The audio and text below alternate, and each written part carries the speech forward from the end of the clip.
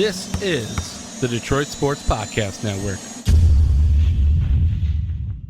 And she always makes fun of me. She's like, you always talk about it. You talk a big game, but you're a little pussy. Look at you. And I've been talking about wanting one for like 4 or 5 years. So right. I'm in the same club. All right. I'm just going to like quickly invite you without fully bringing you in. This episode of the Practice Squad is going to be an interesting one because Stroz and I always talk and hang out a little bit before we get going. Let's see. I cried. Stroz, can you confirm I cried in pre-show? You did, but there were tears of joy. Has absolutely nothing to do with anything we're going to talk about. I cried. Stroz and I are both over here planning tattoos, of which we both currently have 0.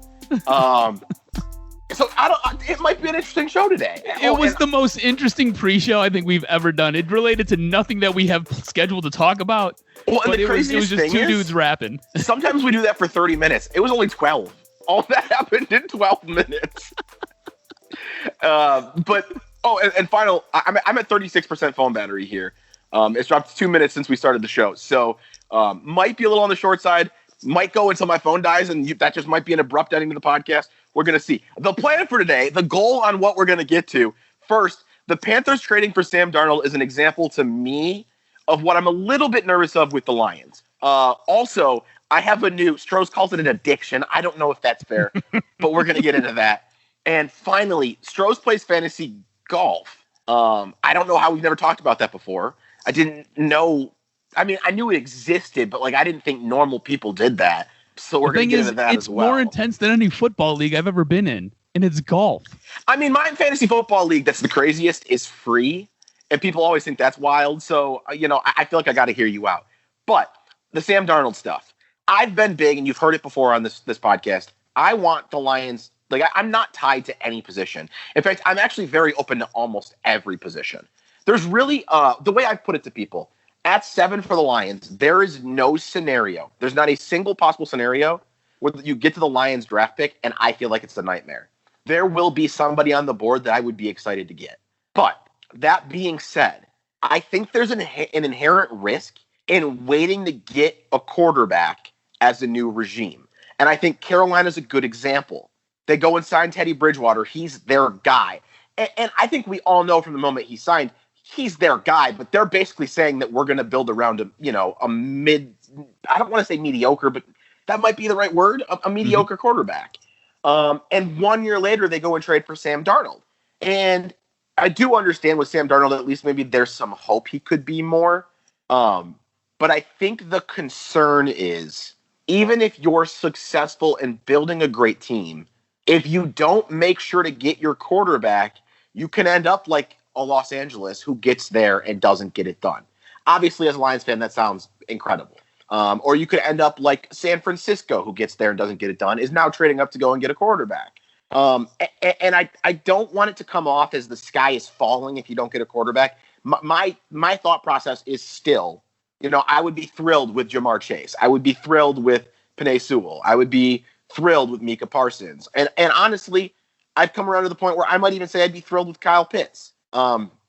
But it is a concern that I'm at least aware of consciously now. Can I let you in on a little something? After Kyle Pitts' pro day, all of a sudden I was kind of like, I'm very intrigued. What are we, like 3 podcasts away from you? Like, I guess we missed 3 weeks, but I think we're like 3 episodes away from you basically saying if Kyle Pitts was drafted, you'd bomb the bomb. I'd burn Allen Park down. Yeah. We had his pro day and I was like, man, that's a big dude who's got a huge wingspan who was doing some things. But all that being said, isn't what we think the Lions are trying to do, or maybe even what the Panthers kind of have done by building your team first and then going out and grabbing your quarterback after you kind of have a lot of the pieces in place? Isn't that what the new NFL is? Isn't that what the new game plan is? And should you be that concerned? Because if you look at a team like San Francisco, right? San Francisco, I think, is a great example. You have a really strong defense. You have a couple of weapons on offense. Yeah, your quarterback's a bit of a question mark. They thought they had it with Jimmy Garoppolo. He obviously isn't the way to go for it. You look at the Rams. Rams are another prime example. Really good defense. Built that up through the draft. You've got some really good pieces on offense. Jared Goff, not necessarily. And that was a piece that they traded up a lot to get because they thought he was the guy. Obviously not. Matt Stafford is now the guy who's supposed to take him to the promised land. But building up the team and then adding the quarterback, because you can usually add him through the draft quite cheaply. I would push back there. I don't entirely disagree with your thought that that's the new NFL. Mm-hmm. I would tell you where it gets tough is if you succeed in building up that team, it gets very tough to get that quarterback. San Francisco did manage to get their pick. But, basically San Francisco's entire game plan now, and I guess this is not that different than anybody else, but it all comes down to a rookie quarterback panning out. Mm-hmm. Everyone's saying they're going for Mac Jones. It almost seems like isn't that crazy though? Because like Mac Jones was like the quarterback who was going to be between like 15 and 30 2 weeks ago, and maybe he might even have been a later round pick. I'm really starting to think, Stroz, that the draft is going to go quarterback. Mm-hmm. I'm real because there's people saying Todd McShay had Justin Fields falling to 11 in his latest mock. I just don't see it. I don't, and I think you're going to have teams because now we know it's going 3 quarterbacks in a row, right? Like that's a given. I think now that we know that, it puts a lot more pressure on teams who want to come up and get one at 4 if Atlanta doesn't want to. Mm-hmm. And I don't want to get too off topic here, but where I was going was it puts so much pressure on that pick. That guy has to come in and be the guy. Yes, because San Francisco, it's not like by getting Mac Jones they get to go out and spend a bunch of extra money in free agency. The reason that they're going to draft a quarterback is because they have to pay Nick Bosa. It's because they already paid Kittle. It's because they already paid Juszczyk. It's because they've already spent all this money. And so if the quarterback isn't the missing piece, you're screwed. And the team that I would point to as an example of that is the Chicago Bears. And they really only had 1 year where they were relevant, right? The year they go out and trade for Khalil Mack, so it's a little bit different because they spent so many resources there.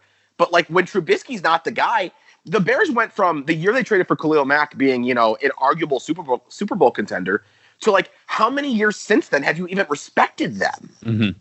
No, and I think you lay out a prime example of what doomsday kind of looks like. But all that being said, I think the Lions hold a bit of a trump card in all of this. And it's basically by trading Matt Stafford away and acquiring extra first-round draft picks for future drafts, I think they've helped insulate themselves to where if they kind of lay out all the pieces, right, on the chessboard, and they've got a good team on defense, and they've got a good team on offense, they're just missing that quarterback. They allow themselves to be able to move up and trade up into a draft pick to go get that guy. I don't disagree with that. They're in a better situation because of those extra draft picks. Mm-hmm. I guess in a way what I'm telling you, though, is you almost need to be prepared, not for mentally for them to move up. Like, I think there's a case to be made. If there's a quarterback in next year's draft class who looks like the guy, like you need to be prepared to totally unload. Yes. And teams know you're going to have 4 first-round draft picks in the next 2 years. That changes negotiations, right? Like if the Lions are picking 5 or 6, which is, I think, it could be higher, but I think a reasonable thought process in that range for them. If they need to move up to number 1, it's not crazy to think to move up only a couple spots could cost you 3 first-round draft picks. And I could see that playing out. I really could. And it's tough, but I think you need to be prepared for that. I guess what I'm saying is I'm not afraid of not getting the quarterback this year, but I think we need to ready ourselves for what that means for the next year or two. And I don't mean in terms of on the field. I mean, at some point, this team needs to dive in and say quarterback is the way we're going. I don't want to see them commit to building a full team. Like I guess what I'm saying, Stroz, is I don't want them to get too good before they get a quarterback. I don't want them to get into the 15 range and be out of these extra first-round picks and go, okay, we got to go get our quarterback now. Doesn't that put a little bit more emphasis on looking or realistically considering or possibly trying to maneuver yourself to trade back this year? Because what you're kind of laying out, right, is in the coming years, they might have to really push all in and to negotiate their way up to the top to get that quarterback who is their Joe Burrow if they happen to get a little bit good. Doesn't that put a little bit more emphasis on being able to move back this year? Funny you say that because I think we discussed talking about the idea of trading back, and I'm really not into it. And I wasn't last year either, but I'm even less so now. I think we saw in the best Lions team that I've ever watched in 2013, 14? I think it was 14. 14. I think we saw in that Lions team that there's so much value in stacking a couple of high-end first-round draft picks. And I think we've seen it in other teams too. I think that you need game changers, and that's the easiest place to find them. And so, look, I'm not going to be mad if they trade back and they get a good value for it. But I think there's a good chance, Stroz, that there's a game changer. Like, I don't think Jamar Chase is probably not going to be there, and Kyle Pitts might not either. But like, I love what you get out of a great offensive tackle like Sewell. I don't know enough about Parsons. I haven't read enough about Parsons to know if game changer is a fair way to describe him. But I just think because of the way the quarterbacks are going to fall at the top of the draft, I think it's possible you get a special player. I think you're right. And the way it kind of plays out, they could be special. And for those who are kind of questioning, like, who are those guys that B's referencing where they stacked those high-end first-round draft picks? It was Matt Stafford, it was Ndamukong Suh, it was Calvin Johnson. Even Nick Fairley. I know Nick Fairley wasn't a superstar, but he provided high-end rotational depth at defensive tackle. And you had a young Ziggy Ansah as well. Who was and Ziggy too. You had so many high first-round draft picks on that team, and it mattered. It did. Yeah. And so I don't want to be so tied into the idea of trading back. The last time they traded back that I recall in the first round was the year they took Laken Tomlinson. And I think they got maybe a third round out of that. Like, I'm not interested in that. If someone wants to give you a first to come up and take another quarterback, okay. I'm going to have a hard time turning down 2 firsts to come up to 7. But short of that, I don't know that seconds and thirds do it for me. Yeah, and the thing is, if you really look at this, the way this draft might play out, depending on what happens with the Falcons at 4, your best bet for somebody trading up is possibly New England or maybe Washington at 19.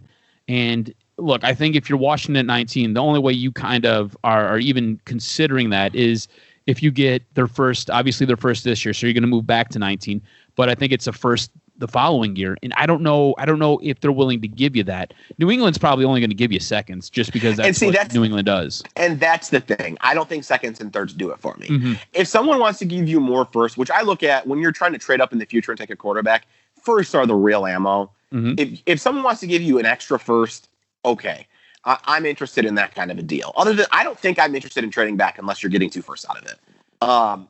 Moving forward, again, we are going to get to Stroz's fantasy golf. Please don't leave. I'm sure it'll be fun. I did, by the way, I bet the Masters, which is something I've never done before. Yeah, this is basically what my fantasy golf league is built around, the Masters. I bet Dustin Johnson to win. Nice. Plus 950. And I don't even know how to say this other guy's name. Tony Finau? Yeah, Finau. I bet him plus 4,000, both $5 to win. But anyways, I don't even know where we're going with this. Sometimes middle segments can be fun like that. So I've never been a coffee drinker. In fact, the one thing that turned me on to coffee just a little bit was a couple of years ago when I went to Seattle. I was trying to think, how do you create an environment? Because I met with a bunch of different people in the radio business while I was out there. And I was trying to think, what's the best thing I can do to ask for their time where, hey, if they're open to it, we could spend an hour. But if they're not, it could be 5 or 6 minutes. And I thought coffee was the perfect thing, right? Coffee was low commitment. If they're happy to hang out with me for a little while, awesome. If they got to run, no worries. And I was introduced to Starbucks vanilla chocolate mocha. I know it's not, to snobs like you, Stroz, that's probably not coffee. To me, it's absolutely coffee. It has high caffeine, and that's all that matters. Probably has lots of sugar in it, too, but it has caffeine. By the way, you don't consider that coffee, do you? No. So I think it's a coffee drink, right? Okay, that's fair. I don't even need to fight on that. Yeah, that's not going to be something I'm going to order. It definitely is. And here's the thing, I really don't even care for Starbucks per se. Like, if I go to Starbucks, I'm usually getting a caramel macchiato, and to me, that's a coffee drink. That's not coffee. Well, I was in Seattle, right? So Starbucks, almost Starbucks. Yeah, they're everywhere. And that was part of the coffee thing too, right? It worked well. Yeah. But anyways, so I do really like the vanilla chocolate mocha. I very rarely go to Starbucks, but for months now, my Fridays have looked the exact same. I mean, I've been playing Fortnite. Like Fortnite Fridays has been a thing for me now for basically the whole pandemic. But I'd say the last 3 or 4 months, I've been playing a different game and then getting on Fortnite. I've been trying to stay up till 2 a.m. And, I had a Friday night where I was too tired and I knew I wasn't going to be able to stay up as late as I wanted. So I decided to go and get myself a vanilla chocolate mocha. And it did help keep me awake the way I wanted, but it gave me another side effect that I wasn't ready for. You had a raging boner? No. Okay. Does coffee do that to you? No, but, Because I know you're drinking coffee Here's right the now. thing. It keeps me up at night, and then usually what happens to help me go to sleep, I have to masturbate. So, like, the boner's involved. Okay. No, that's not where I was going. That was not the side effect. The side You effect sleep is I was so much good after jerking off sometimes. It's great. I was so much better at Fortnite. I was so much better at video games. And I found myself wondering, like, is the coffee playing a role? Or like, am I just having a really good night? Because sometimes, I play a lot of Fortnite. Some days you just have a good day. Sometimes you just play well. It's no different than sports. Sometimes you're shooting the ball well. It turns out caffeine does make, like, it's very, very normal for people to play video games at a higher level on caffeine. And in fact, a lot of professional gamers and streamers and stuff like that, like, they drink a lot of caffeine because they play better when they drink a lot of caffeine. And it's wild to me. And I can't express to you the difference. It's not like, oh, I'm a little bit better at this. Like, I am significantly better at this game when I drink caffeine. And so now it's not even about the staying up. It's a nice benefit because I often stay up till 2 a.m. Sometimes, even a little later playing Fortnite on Fridays. So it's a nice benefit. But the bigger thing is, like, I need it for Fortnite Fridays so I can shit on kids.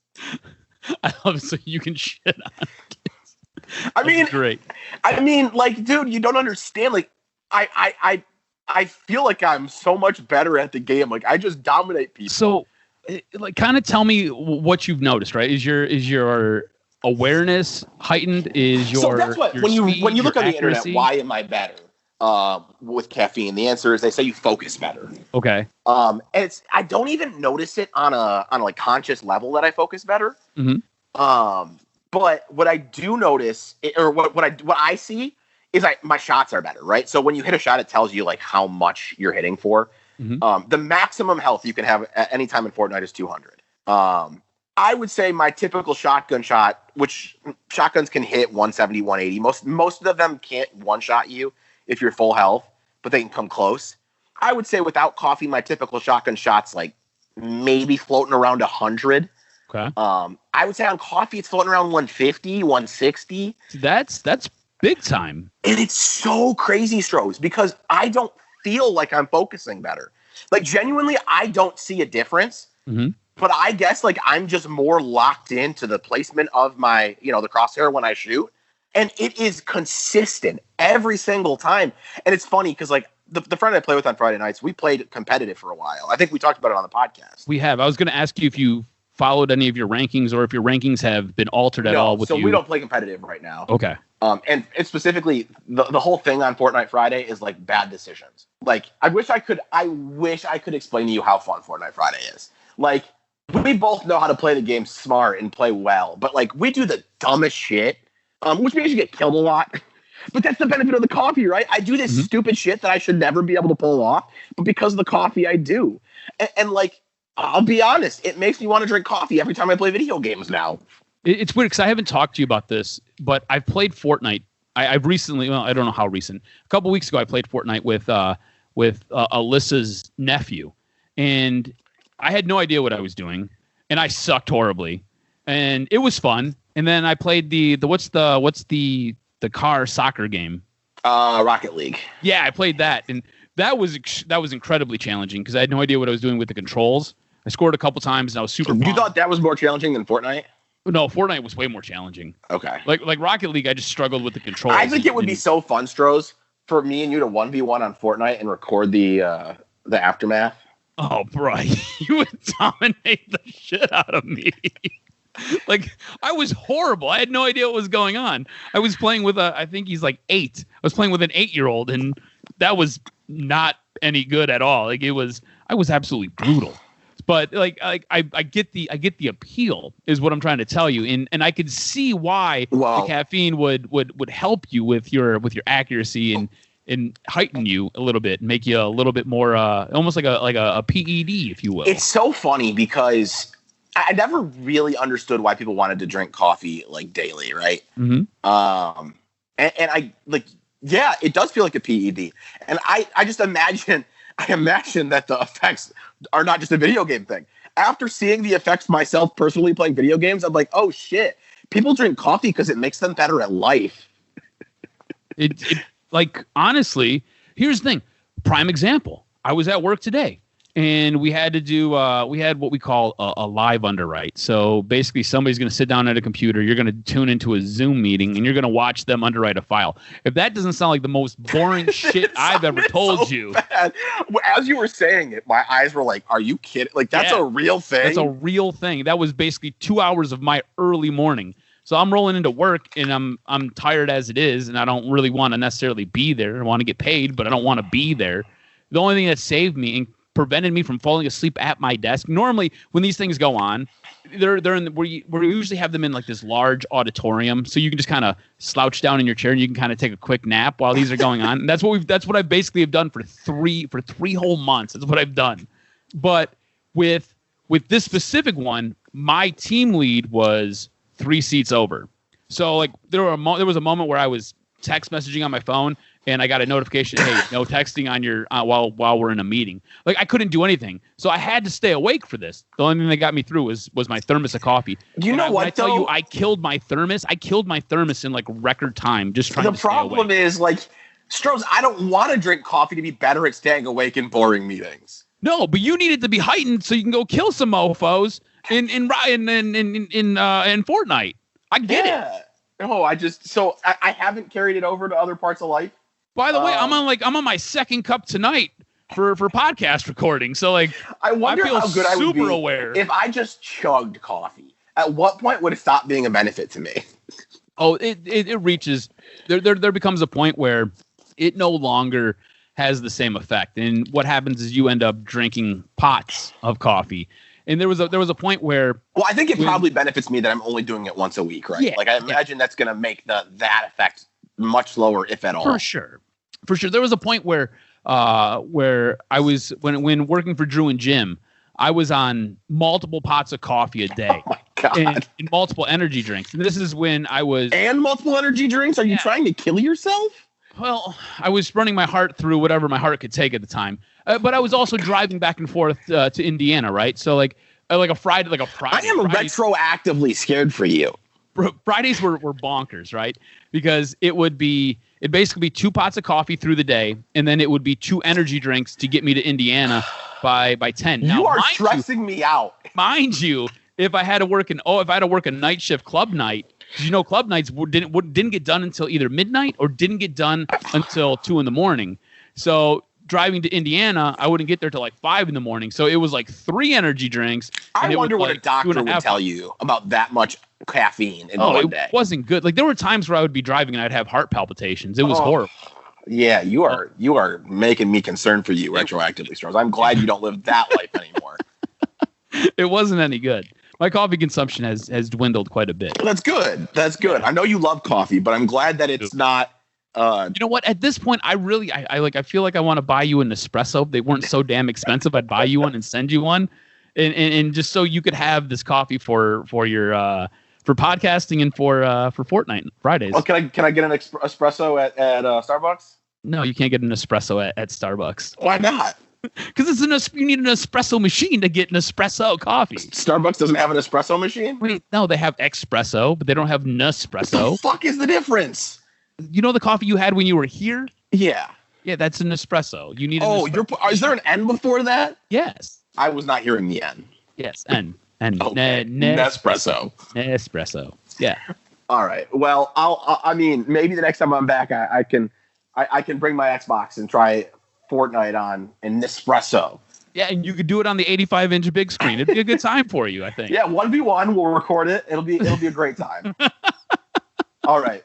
So tell me about fantasy golf, you loser. Yeah. You're the best, and you're such a dick sometimes. It's great. I mean, dude, who plays fantasy golf? Oh, that's what I think makes this so interesting, right? Because you, sir, are a degenerate, and you basically gamble on everything, and you play just about every type of fantasy sport you could play. So I bring up the fact that I'm in a fantasy golf league, and my fantasy golf league is more intense than any fantasy football league I'm in. When I tell you that this league is intense, today alone, right? Sitting at work, look down at my phone, and it's just message after message after message after message.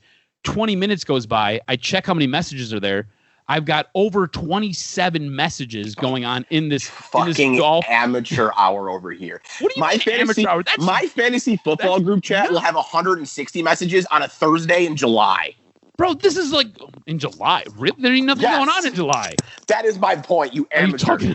Are you talking about the draft or what? Like, this is crazy. Like, this is just for the Masters. Like, it is purely a Masters tournament only that we do this fantasy league. Okay, for. So it's not even like a season long thing. No, it's strictly the Masters, and we have a draft on like a Sunday night. The draft it's only 3 rounds. It's done quickly, but the fact that this carries over, and like, mind you, this group message gets started.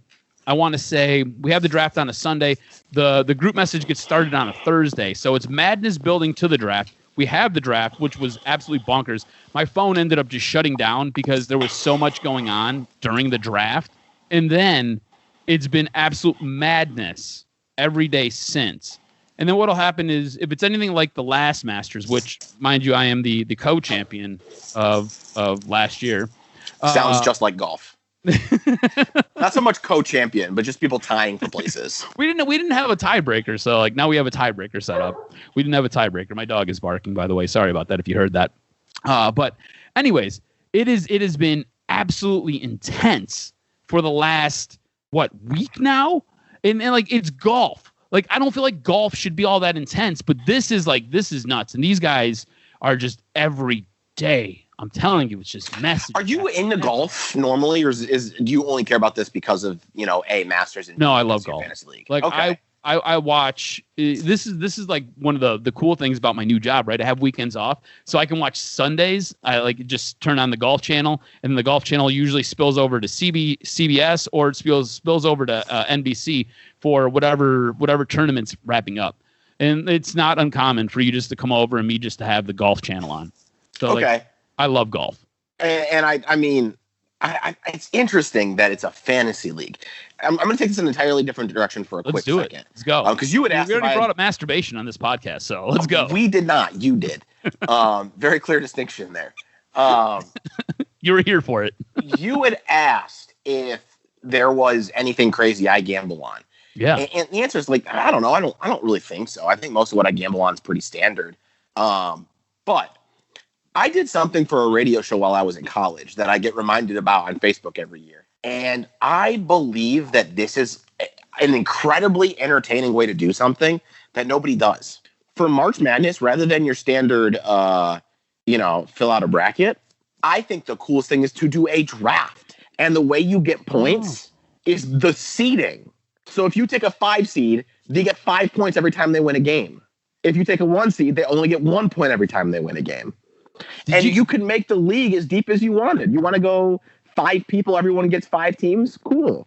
5 people, everyone gets 10 teams? Cool. However you want to do it. There's a lot of different ways to break it down. I did that for a radio show in college, and it's funny because I've never seen that anywhere else. I don't mean to say no one else in the world has ever come up with the idea, but I think it would be so much more fun than a standard bracket. That's really interesting. How successful was that? Did you have a good time with that? Like, it was amazing. How many teams did you have?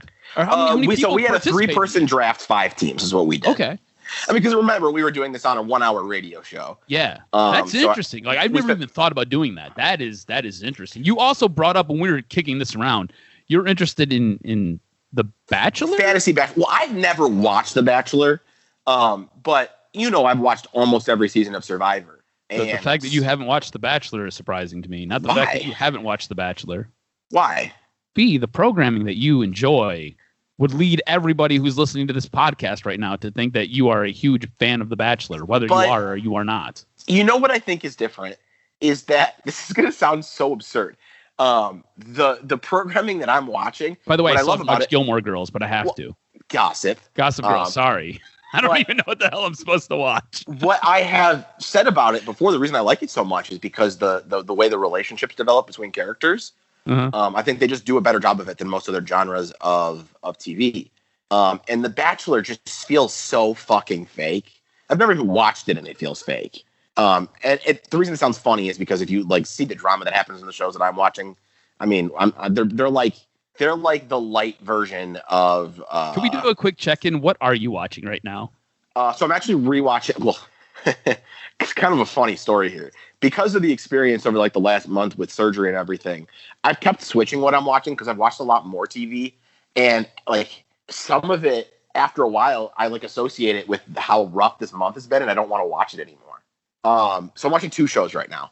One is a rewatch of Lucifer, which I believe was a CW show. I heard that's fantastic and really good. I fucking loved it. And there were supposed to be new episodes coming out early 2021. Was this supposed to go on Netflix though? Yeah, it's on Netflix. Okay. I mean, so the thing is, they released half of a season back in like December, and then they said, or it might have been November, something like that. And they said new episodes early 2021. And I've been waiting and waiting and waiting and waiting. And finally, they said it's like May 28th. I don't know that qualifies as early 2021. But so I've decided I'm just going to rewatch until those new episodes come out. Because I think it'll line up pretty well. And then the other one is more of like the casual background. I'm not paying attention. Big Bang Theory. Okay. I do love Big Bang Theory, but I've never watched it all the way through. So it's those 2. Okay. We don't have any of your favorite CW shows. I'm like, pretty sure Lucifer was After Dark or no? CW. All Dark or what's the show with the blind chick who's kind of hot? I don't fucking know. Alyssa? After Dark. There you go. After Dark. Is that? She just walked in. In the dark. There you go. Working through this. Give me time. I'll figure it out. I mean, it's on. And like I watched the first season. I thought the first season was pretty good. I could not get into the second season. Because I mean, I'll check it out. Yeah, it's on Netflix, right? Yeah, it's on Netflix. Do you think I'll like it? Yes, absolutely. Okay. I think you'll have a crush on the blind chick who's not really blind, but yeah. Yeah, that's called acting. Yeah, she's pretty good. I don't know. I'll probably check it out after Lucifer. You know what I was thinking? This is totally just off. Yeah, we've blown through the golfing stuff. No worries. I just derailed the whole program. I was thinking about this, right? Because I came in today before recording the podcast, and I had to go let my dog out. And I was like, B should really get a small dog. You should really get a small dog, and you'd be amazed at what it does for your dating life. Like, honestly. But what a cat do for my dating life? No. You need a dog. Is it that bad? Honestly, because like we talk about, me and you usually before the show, we talk about your mental health and we talk about your mental well-being and hold on. I don't know if I would say we usually do that. No, but we do. The last month has been really hard, so we've definitely done it the last couple of times. Right. But we do. And I think if you like, and I like, honestly, I'm gonna say this. Make sure you can afford it because they are expensive. And mine has recently cost me a truckload of money. So make sure you can afford it. But if you can afford it, I think it does a couple things, right? You will find that you will probably not love anything more than your dog until you get into a very significant relationship and have kids. And you would be amazed at what that does for your dating or your banging options. Like, it just opens everything up. There is nothing better than bringing your small dog around, especially if it's cute and it's got a weird face, or maybe even if it has a disability. Because chicks like dogs with disabilities. Oh, it's only got 3 legs, doesn't have 4. Oh, your dog's got a weird clipped ear because something weird happened to it. Oh, your dog's got a weird bark in a weird snore. I am not sure I believe you're qualified to give this opinion. I can bring in a female if you would like. Would you like me to bring a female in and tell you how I'm qualified to talk about this? I mean, did your dog play a role for you? Oh, with her? No. That was the gun show. That guy right there, and that was right there. And let me just flex a little bit. That was all. Has your dog played a role for you in the past?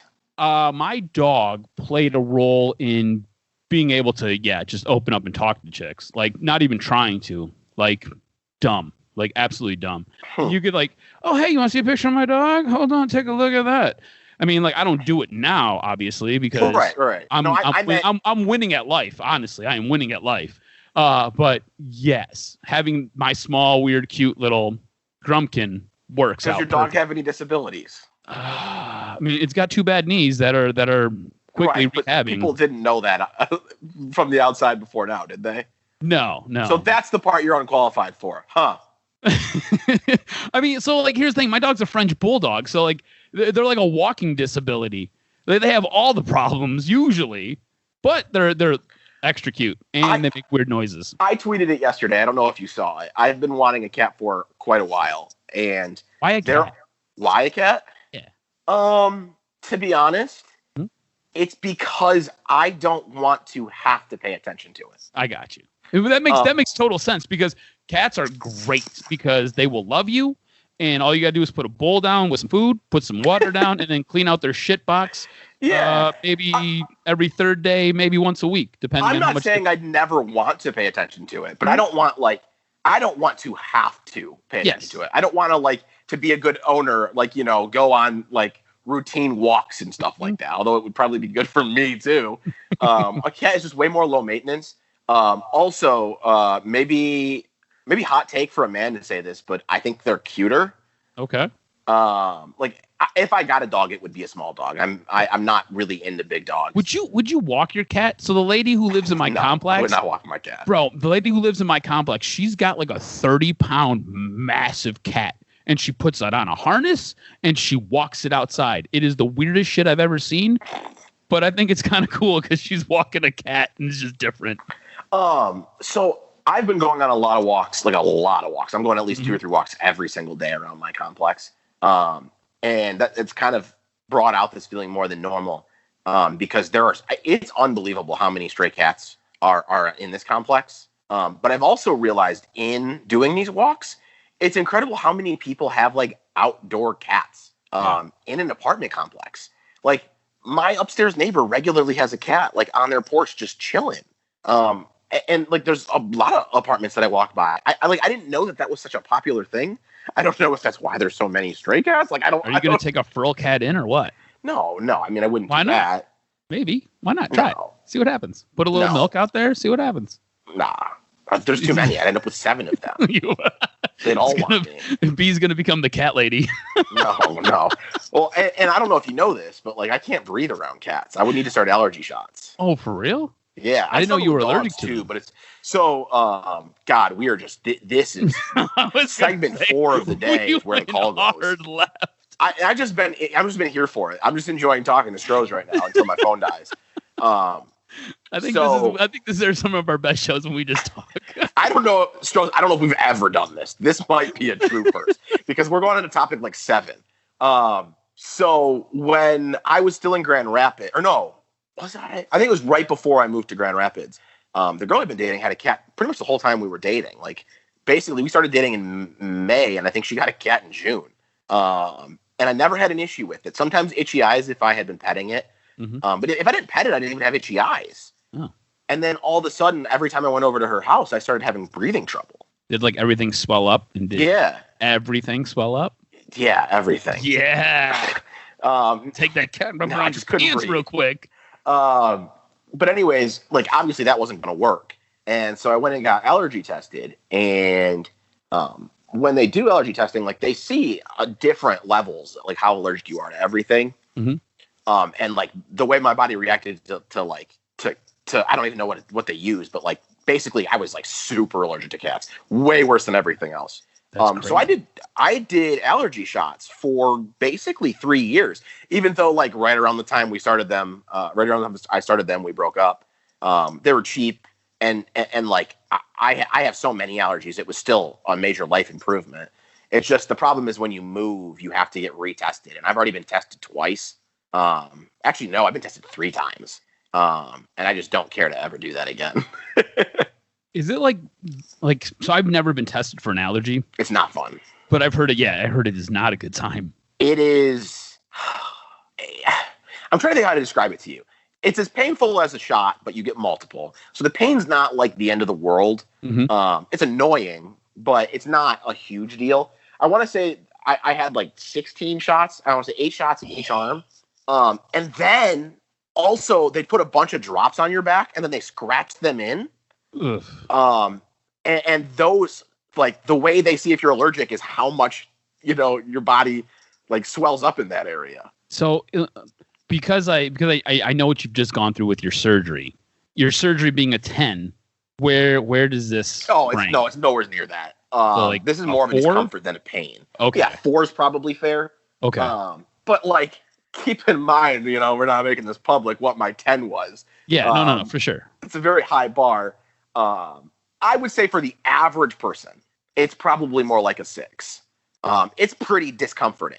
And it's just crazy, you itch like crazy because they just put a bunch of shit into you that you're allergic to. That's nuts. They put it directly into you. So, I don't have a refusal to ever do it again, but I don't particularly care to. And the thing is, once you start allergy shots, you're getting shots again, weekly.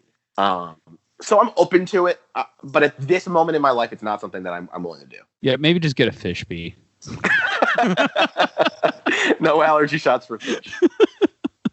Just what I need to figure out is what pet can cuddle you but doesn't require allergy shots. Is this crazy or not? Maybe you tell me. So, like, I beg Alyssa to let me get a pet raccoon. I want a pet raccoon bad. That's crazy. Oh, dude, like, think about it. Raccoons are cool as shit. Like, they come with their own mask, they got gloves, and they've got like a really cool striped sweater. Like, raccoons are so badass, and they're like little garbage gremlins. So, like, what do you really got to feed them? You can feed them some dog food or leftovers. That's all they need. Raccoons are sweet, bro. No? No takers on this? You're just looking at me like I'm a dumbass. They have a mask and they have gloves. And a cool striped it's just sweater. The color of their freaking fur. Stop it. Yeah. No, that's crazy. All right. You want to end it here before we go into subject 9? We went from dogs to raccoons to... And this all started with fantasy golf. Yeah. We made it from golf to Stroz wanting a raccoon. A pet raccoon. Anything else you want to do before we end it here? No, I can't believe your phone held up for all this. I think we did enough. That's going to wrap this episode up. Sorry